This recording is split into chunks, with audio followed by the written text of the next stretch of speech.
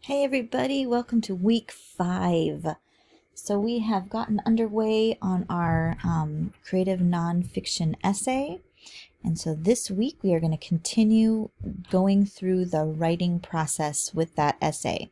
So hopefully you've already printed out or figured out your course schedule. I'd really encourage you to download this so you do not have to toggle in D2L all the time.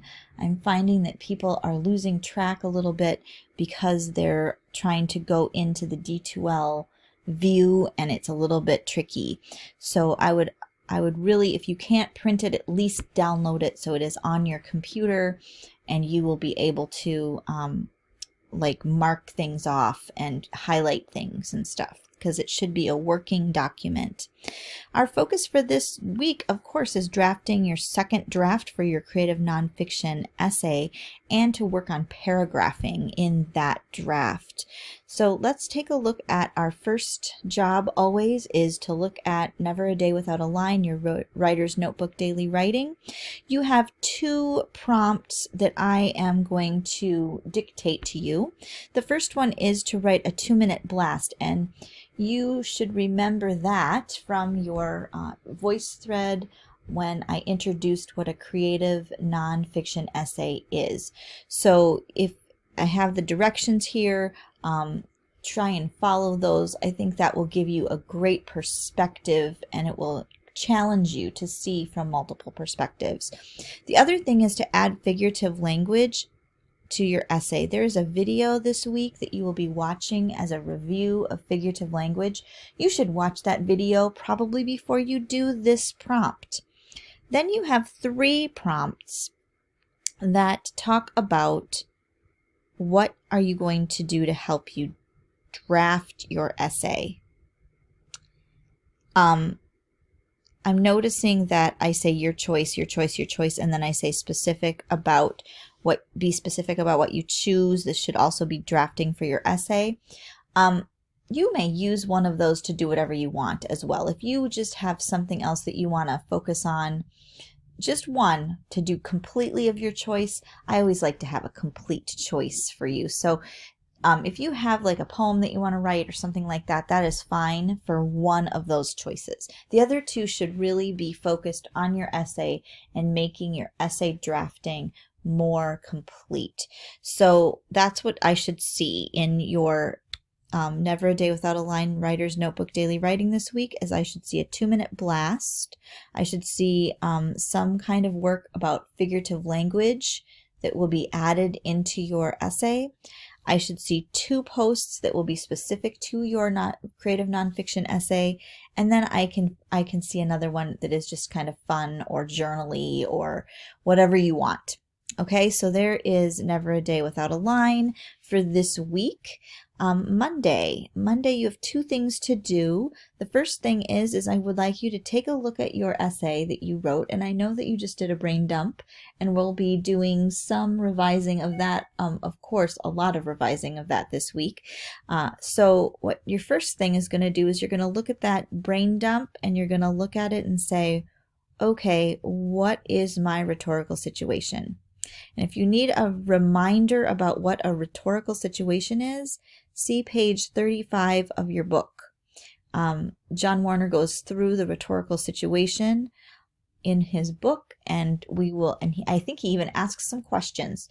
So the essay is an easy answer, or the genre is an easy answer, but the rest are up to you to figure out, okay? And that is going to be due in the assignment folder. Please use Microsoft Word. Please have 1-inch margins, 12-point font, Times New Roman font, and make sure that's double spaced, okay? Then there is a voice thread about paragraphing. We'll be going through an essay. You will not need a hard copy of that essay. It is on each slide, but make sure that you are participating and commenting on each slide that I ask you to comment. And that will help you with figuring out where to make a new paragraph when you're writing. On Tuesday, you have two things to do. One is another mentor text that you're going to be writing a reflection on. It's called Mother Tongue by Amy Tan. And then there's a quiz, and you remember Don Murray, my favorite. He has some questions that I'm going to have you answer and think about your essay. That will just get you a little deeper into knowing what you want to be writing about, how you want to be writing, more a little bit of an analysis about what you're doing in your essay. Okay? Then on Wednesday, there are two things to do. I told you about this figurative language video. You're going to watch that, and maybe then you will be able to figure out how to put some figurative language into your essay. You might want to, on Wednesday, use this as your everyday writing in your writer's notebook, daily writing prompt. You might want to do the prompt on Wednesday after you watch this video. And then, of course, you're going to be working on your essay all week, revising and editing and polishing it up, because on Thursday, you are going to be getting that draft 2 all polished for me to read. Now, I'm going to tell you what my expectation is for draft 2. For draft 2, I expect you to do your very best work. Very best work. Make sure your essay is absolutely the very best that it can be when you hand it in. We are still going to revisit it, but I want to see your very best work, because if you hand in your best work, I'm going to make it even better. We're going to do better than you think you can do with your essay, okay? I will also want to really emphasize that the assignment folder will close at 11:30 p.m. on Friday night. That does not mean the due date changes from 8 a.m., but even some people are handing things in quite late, like on Sundays. A lot of your stuff is getting handed in on Sundays. That's supposed to be a safety net for people who are having emergencies, and I haven't really done any kind of penalizing of that. But if I have to read all of your draft 2 essays, this is the one that I'm going to read really carefully. This is the one that I'm going to help you with the most. I want to be able to get going on that as early as possible. So yes, I want them in at 8 o'clock on Friday morning. That's when I want them in, so I can start on Friday morning reading people's.